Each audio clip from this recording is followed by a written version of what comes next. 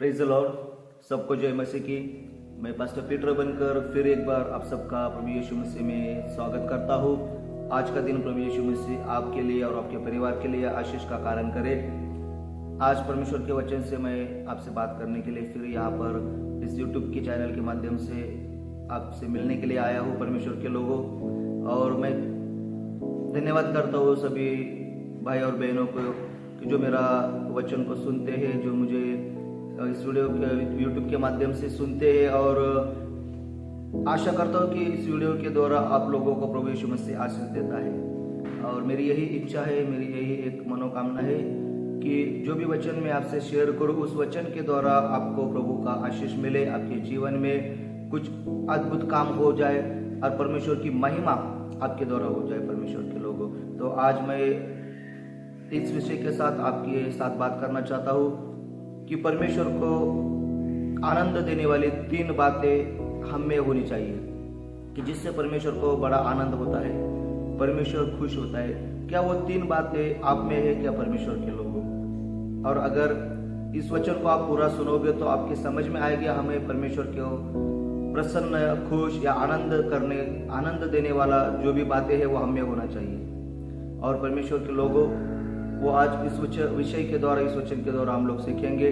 अगर आपको ये पूरा समझना है तो आपको वीडियो पूरा देखना है परमेश्वर के लोगों। तो ये वीडियो को पूरा देखो और लाइक करो, शेयर करो। अगर वीडियो अच्छा लगे तो उसको और लोगों को शेयर करो परमेश्वर के लोगों, ताकि उनको भी ये बातें समझ में आए।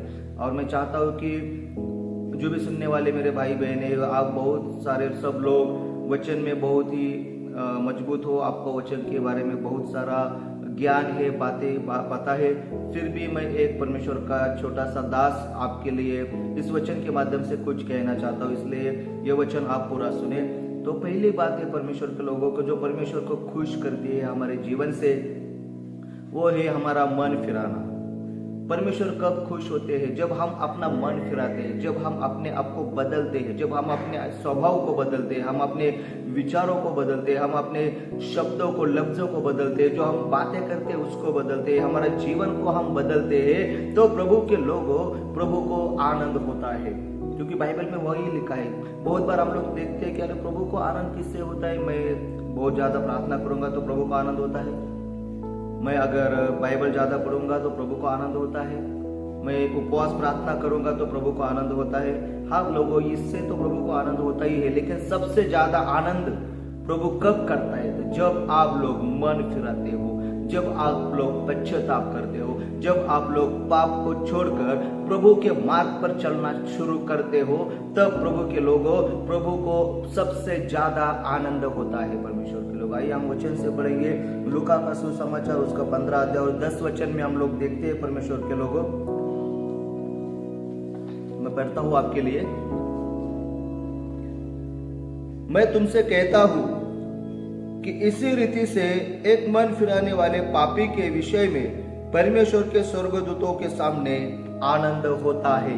देखो प्रभु के लोगों, जब एक पापी व्यक्ति, जब एक गलत काम करने वाला व्यक्ति, जब एक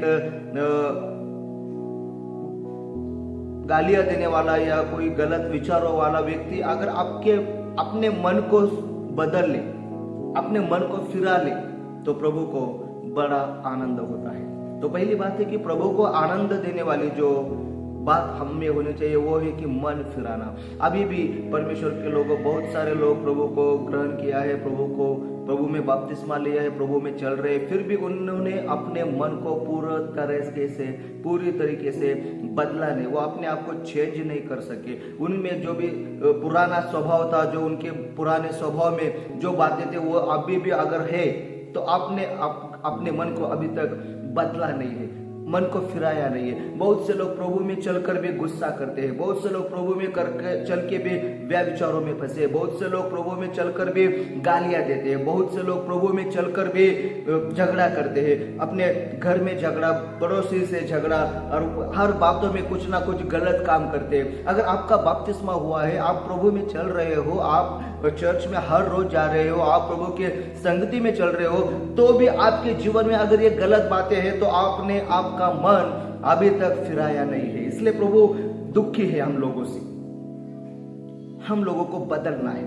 गुस्सा आता है छोड़ दो, मुंह में गालियां बार बार आती है वो छोड़ दो, ब्याह विचार में शैतान आपको फंसाना चाहता है तो वह ब्याह विचार के जो भी बातें उससे भागो, उससे दूर चले जाओ परमेश्वर के लोगों। अगर झगड़ा होने का संभव है तो वहां से निकल कर चले जाओ, झगड़े से दूर हो जाओ, गलत गलत बातों से दूर हो जाओ। बहुत से प्रभु में चलने वाले लोग अभी भी नशा पानी करते हैं, अभी भी गलत बातों में चलते हैं। तो परमेश्वर के लोगों, आपने आपका मन अभी तक फिराया नहीं है तो आप जो प्रार्थना करते हो, आप जो वचन को पढ़ते हो, क्या वो प्रभु यीशु मसीह ग्रहण करेगा, स्वीकार करेगा? अगर आपने अपने मन को फिराया नहीं है तो प्रभु कैसे आपकी प्रार्थना को स्वीकार करेगा?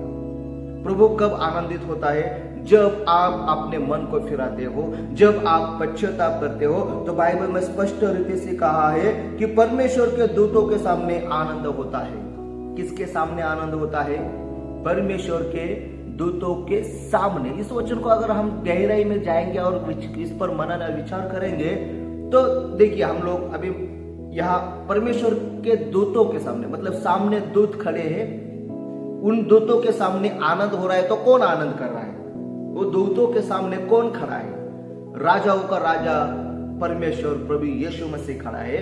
जब हम लोग फिर मन को फिराते हैं तो प्रभु यीशु मसीह को बड़ा आनंद होता है और वो अपने दूतों के सामने आनंद करता है और कहता है कि देखो मेरा बेटा बदल गया है, मेरी बेटी बदल गई है, उसने अपने मन को फिराया है, उसने अपने जीवन को बदला है। तो प्रभु को आनंद होता है। इसलिए हम लोग बहुत सारे गलत बातों में अभी भी फंसे हुए हैं। तो प्रभु का आने का समय बहुत ही नजदीक है, निकट है। तो बदल जाना, हम लोगों को बदलना है, हम लोगों को मन को फिराना है ताकि हम लोग स्वर्ग में या रैप्चर में चले जाए। अगर हम अपने मन को नहीं फिराएंगे, अभी भी हम लोग संसार में डूबे हैं, अभी भी हम लोग संसार के बातों में है, अभी भी हम लोग संसार के साथ चल रहे हैं। संसार जो कर रहा है, संसार के लोग जो कर रहे हैं, अगर गलत कामों में, गलत बातों में अभी भी हम लोग हैं। और अगर अचानक से प्रभु यीशु मसीह आएगा तो हम लोग जाएंगे क्या प्रभु के साथ? इस पर हम लोगों को विचार करना है। तो प्रभु के लोगों को आज ही आपके लिए समय है, आज ही आपके पास वो टाइम है खुद को बदलने का, खुद को चेंज करने का। मैं किसी को किसी को मन को ठेस पहुंचाने वाला मैं ये बोल नहीं रहा हूँ, मैं परमेश्वर के वचन से बोल रहा हूँ। कोई अपने मन को इससे दुखी ना करे कि अरे ये क्या बोल रहे हैं परमेश्वर के दास मन। लेकिन मैं आत्मा में आपसे बोल रहा हूँ कि प्रभु के लोग, हम लोगों को पहले मन को फिराने, अपने स्वभाव को, अपने नेचर को चेंज करना है। जो अपना स्वभाव है उसको बदलो, जो हमारे स्वभाव में है वो निकालना जरूरी है। इससे प्रभु को आनंद मिलता है प्रभु के लोगों। तो हम लोगों को बदलना है, हम लोगों को बदलना है और हम लोगों को बदलना है। आत्मा में चलो। बाइबल कहती है, पौलुस कहता है, अगर आप आत्मा में चलोगे तो शरीर की हर एक वासना से आप दूर हो जाओगे, हर एक गलत कामों से आप दूर हो जाओगे जब आप आत्मा में चलोगे। क्योंकि आत्मा में चलने वाला व्यक्ति कभी संसार के बातों में नहीं फंसता है। इसलिए प्रभु के लोगों, आप बपतिस्मा लिए हुए लोग हो, परमेश्वर के लोग हो, तो आपको आज के वचन को पूरे तरीके से मन में स्वीकारो, उसको ग्रहण करो और उसके ऊपर थोड़े सोचो कि मैं सच में मैंने मेरा मन फिराया है क्या, मैं सच में बदल गया हूँ क्या। इसके ऊपर सोचो परमेश्वर के लोगों, प्रभु आपको बड़ा आशीष देगा। और देखिए, ये वचन सुनने के बाद अगर आप मन में सोचोगे, आप मन में जो भी विचार करोगे, खुद को बदलने का कोशिश करोगे, तो मैं यीशु मसीह के नाम से कहता हूँ कि आपके जीवन में अद्भुत काम होगी परमेश्वर के लोगों। आइए हम लोग दूसरी बात को देखेंगे कि दूसरी ऐसी कौन सी बात है जिससे परमेश्वर खुश होते हैं। तो वो दूसरी बात है आत्मा से उसकी आराधना करना। तो बाइबल में लिखा है परमेश्वर के लोगों, देखिए हम लोग पढ़ेंगे यूहन्ना का सुसमाचार उसका 4 अध्याय और 24 वचन में हम लोग पढ़ते हैं कि परमेश्वर आत्मा है और अवश्य ही उसकी आराधना करने वाले आत्मा और सच्चाई से आराधना करें। देखिए, परमेश्वर का दूसरी बात परमेश्वर को खुश करने वाली है आत्मा में आराधना करना। हम लोगों को भजन आराधना में आराधना, भजन गाना, गीत गाना, वो क्या वो हम लोगों को आत्मा से गाना है। इससे प्रभु को बड़ी खुशी मिलती है। जब आप लोग आराधनालय में जाते हो, परमेश्वर के मंदिर में, चर्च में जाते हो, तो आप कैसे आराधना करते हो ये आपको पता है।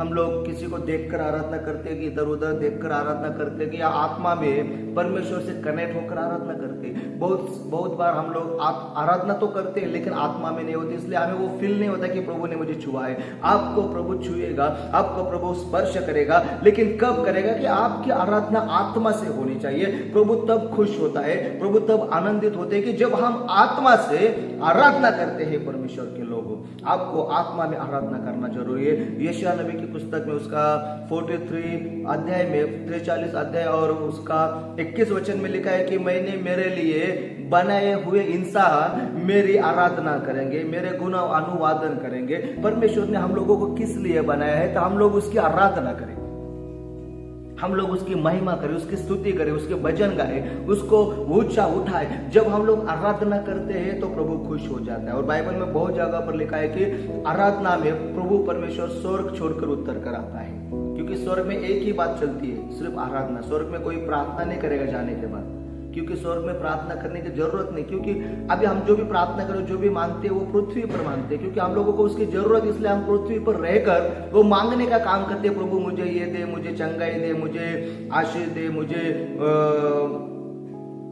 आत्मा से भर दे, सामर्थ्य से भर दे। लेकिन स्वर्ग में जाने के बाद प्रार्थना की जरूरत नहीं है। स्वर्ग में हम लोगों को क्या करना है? तो आराधना करना है, और वो आराधना आत्मा से होना चाहिए परमेश्वर के लोगों।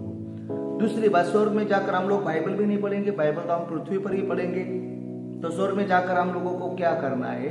आराधना करना है। परमेश्वर आराधना से खुश होता है, परमेश्वर आराधना से आनंदित होता है। तो उसको आत्मा से आराधना करने वालों की खोज में वो है। वो देखिए बाइबल में आगे एक वचन है उसका, यूहन्ना का सुसमाचार उसका 23 अध्याय, परंतु यूहन्ना का सुसमाचार 4 अध्याय और 23 वचन हम लोग पढ़ेंगे। परंतु वह समय आता है, वरन आप भी है, जिसमें सच्चे भक्त पिता की आराधना आत्मा और सच्चाई से करेंगे, क्योंकि पिता अपने लिए ऐसे ही आराधकों को ढूंढता है। देखो क्या लिखा है, फिर से एक बार मैं पढ़ता हूं कि पिता ऐसे ही आराधकों को ढूंढता है। वो अभी ढूंढ रहा है कि मेरे आत्मा में आराधना करने वाले लोग कौन से हैं। लोग नाचते हैं, गाते हैं, लेकिन कितने लोग नाचते हैं आराधना करते हुए आत्मा में? वो भी बात सोचना जरूरी है। बहुत से लोग नाचते हैं, बहुत से जवान नाचते हैं, आराधना में चिल्लाते हैं, कूदते हैं, नाचते हैं। लेकिन मेरा प्रश्न है, मैं उनको कोई गलत बोल रहा हूँ ये नहीं, मुझे ये बोलना है कि जब हम लोग वो आराधना करते हैं तो क्या सच में हम आत्मा में नाचते हैं? सच में हम आत्मा में होते हैं, आत्मा में चलते हैं, आत्मा में आराधना करते हैं? क्योंकि यहाँ पर स्पष्ट रीति से लिखा है यूहन्ना का सुसमाचार 4 अध्याय और 23 वचन में कि क्योंकि पिता अपने लिए ऐसे ही आराधकों को ढूंढता है कि जो आत्मा में आराधना कर रहे हैं। अभी प्रभु ढूंढ रहा है कौन से लोग आत्मा में आराधना कर रहे हैं, कौन से लोग सच्चाई से आराधना कर रहे हैं, मन से आराधना कर रहे हैं। देखिए परमेश्वर के लोगों, आपको मन से आराधना करना है, आत्मा से आराधना करना है, क्योंकि प्रभु ऐसे ही लोगों को ढूंढ रहा है कि मेरे आराधना करने वाले लोग कितने सच्चाई से, कितने आत्मा से आराधना करते हैं। परमेश्वर को खुश करने वाली यह दूसरी बात है परमेश्वर के लोगों कि आपको आत्मा से आराधना करना है, आपका आत्मा प्रभु से कनेक्ट होना है, आपको प्रभु के साथ कनेक्ट होना है, इसलिए कि प्रभु को आपकी आराधना अच्छी लगे और आपको वो बहुत से आशीष दे और आपको स्वर्ग का राज्य आपके लिए खोल दे और वो आपको उसके साथ में वहां पर बिठा सके। इसलिए आत्मा से आराधना करना हम लोगों को जरूरी है प्रभु के लोगों को। Praise the Lord. तीसरी बात मैं आपको इस वचन से कहूंगा कि प्रभु खुश होने का तीसरा कारण है कि जब हम लोग प्रभु की बात को सुनते हैं, मानते हैं और वो बात मानकर, वो बात सुनकर उसके ऊपर चलते हैं तो प्रभु को खुशी होती है, आनंद होता है। हम लोग पढ़ेंगे वचन लूका का सुसमाचार उसका 6 अध्याय और 46 वचन। जब तुम मेरा कहना नहीं मानते तो क्यों मुझे प्रभु प्रभु कहते हो? 47 वचन। जो कोई भी मेरे पास आता है और मेरी बातें सुनकर उन्हें मानता है, हालेलुया, मैं तुम्हें बताता हूं कि वो किस के समान है। अभी देखिए यहाँ पर लिखा है जब तुम मेरा कहना नहीं मानते तो मुझे प्रभु प्रभु क्यों कहते हो? आगे कहते हो अगर जो कोई मेरे पास आता है और मेरी बातें सुनकर उन्हें मानता है तो बाइबल कहती है कि प्रभु खुश होता है। हम लोग प्रभु के साथ चलते, लेकिन प्रभु जो कहता है वो हम लोग सुनते हैं क्या? वो हम लोग मानते हैं क्या? हम उसके जो प्रभु ने सिखाया है उसके उस रीति से हम लोग चलते हैं क्या? बहुत बार बाइबल में लिखा है, रेवल्यूशन यानी यहाँ पर हम लोग देखते हैं कि जो परमेश्वर का पुस्तक में प्रकाशित वाक्य में लिखा है, प्रकाशित वाक्य में वहां पर बहुत बार एक वचन आया है कि जिसके कान है वो सुने, जिसके कान है वो सुने। देखिए परमेश्वर के लोगों, अगर आप और मैं परमेश्वर का सुनकर उसके बताए हुए रास्ते पर, उसके बताए हुए वचनों पर नहीं चलेंगे तो प्रभु खुश नहीं होते। हमें प्रभु को खुश करना है तो प्रभु का सुनना है जरूरी है। बाइबल में एक व्यक्ति था कि जिस व्यक्ति को प्रभु ने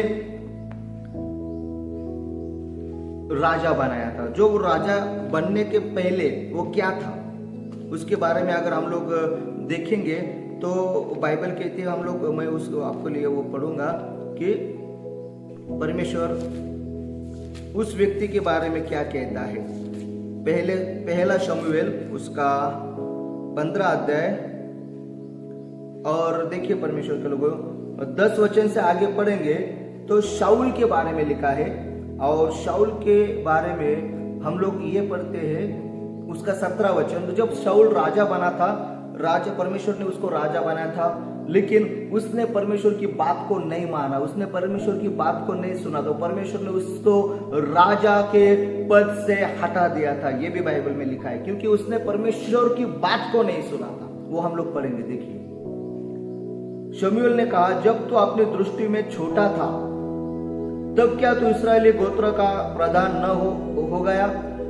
और क्या यहोवा ने इस्राएल पर राज्य करने को तेरा अभिषेक नहीं किया? और यहोवा ने तुझे एक विशेष कार्य करने को भेजा और कहा, जाकर उन पापी अमलियों का सत्यानाश कर, और जब तक वे मिट न जाए तब तक उनसे लड़ता रह। फिर तूने किस लिए यहोवा का यह बात टालकर लोट पर टूट के वह काम किया जो यहोवा की दृष्टि में बुरा था? देखो परमेश्वर ने शाऊल छोटा था, फिर भी उसको राजा किया। फिर उसको परमेश्वर ने एक काम पे भेज दिया कि जाकर आप अमालेकियों से युद्ध करा, उन्हें पूरा नष्ट कर दिया। लेकिन शाऊल गया, अमालेकियों के पास गया और उन्होंने युद्ध किया। लेकिन उसने क्या किया, अच्छे अच्छे जो भेड़े थे, जो भी गाय भैंस, वो जो भी बैल थे, वो सबको वो लेकर आया। तो प्रभु को अच्छा नहीं लगा। प्रभु ने कहा कि मैंने तुझे कहा था कि ये सब नष्ट कर दे, तूने मेरी बात को क्यों नहीं सुना? और शाऊल ने उसकी बात को सुना नहीं, इसलिए प्रभु को वो बात अच्छी नहीं लगी और प्रभु ने उसके राज्य पद उससे निकाल लिया। वो राजा नहीं रहा। उसके बाद परमेश्वर ने बोला, ये अभी मेरा राजा नहीं रहेगा, इस्राएल का राजा नहीं रहेगा, इसके जगह पर मैं दूसरा राजा को लेकर आऊंगा, क्योंकि इसने मेरी बात को नहीं माना। प्रभु के लोगों, देखिए जब हम लोग अपने परमेश्वर के, जब आप और मैं परमेश्वर की बात नहीं मानते हो तो प्रभु हमारी जगह पर किसी और को खड़ा करता है। और मैं नहीं चाहता हूं कि आपकी जगह पर कोई और खड़ा हो जाए। तो परमेश्वर के लोगों, आप परमेश्वर की बात को सुनो, आप परमेश्वर की बात को मानो, परमेश्वर क्या कहता है उसके अनुसार चलो। परमेश्वर जो भी बात करता है वो वचन से करता है, और दूसरी वो उसके सेवकों के द्वारा करता है, उसके भक्तों के, जो पास्टर से, जो रेवरेंड से, जो बिशप है, उनके द्वारा परमेश्वर बात करता है। कभी परमेश्वर सपने में बात करता है, कभी परमेश्वर दर्शन से बात करता है, कभी परमेश्वर हमारे जो नेचर से उससे बात करता है। बहुत सारे बात करने के तरीके हैं प्रभु के, आत्मा में बात करता है प्रभु।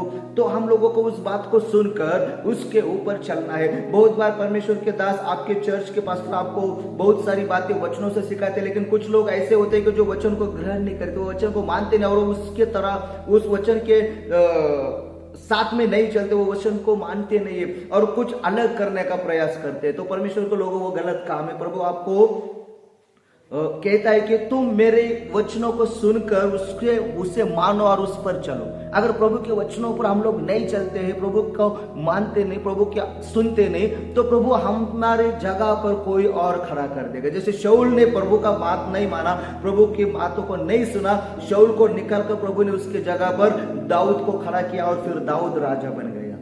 और मैं नहीं चाहता हूं कि हमारी जगह कोई और ले। हम प्रभु के साथ में उसी जगह पर रहे जो जगह प्रभु ने हमें 10 साल पहले, 15 साल पहले, 20 साल पहले जब आपका उद्धार हुआ तब दिया है। वही जगह पर खड़े रहो, वही जगह पर रहो और स्वर्ग में जाने का प्रयास करो। तो प्रभु का ये 3 बातें मैं आपको सिखाया कि प्रभु को खुश करने वाली, प्रभु को आनंद देने वाली ये 3 बातें। पहली बात मन का फिराना, दूसरी बात आत्मा में आराधना करो, और तीसरी बात प्रभु का सुनना जरूरी है। प्रभु को सुने, प्रभु क्या कहता है वो सुने और उसके हिसाब से चले, वचन को सुने और उसके अनुसार चले, ताकि प्रभु खुश होकर आपको बड़ा आशीष दे और आपके परिवार को आशीष दे, आपके काम में, आपके बिजनेस में आशीष दे, आपके हर एक इच्छा को पूरी करे, आपकी हर एक प्रार्थना का उत्तर आपको मिले। यही मैं दुआ प्रभु यीशु में आपके लिए करता हूँ। ये 3 बातों को गौर से सुना और उसके ऊपर आप मनन करो और इसको अपने जीवन में करने का प्रयास करो, ताकि प्रभु आपको और आपके परिवार को आशीष दे। Praise the Lord, God bless you. प्रभु आज का दिन और आने वाला हर एक दिन आपके लिए एक सामर्थ का दिन करे, एक अद्भुत दिन करे, और परमेश्वर की आत्मा में आप लोग हर दिन चले। यही दुआ, यही प्रार्थना में प्रभु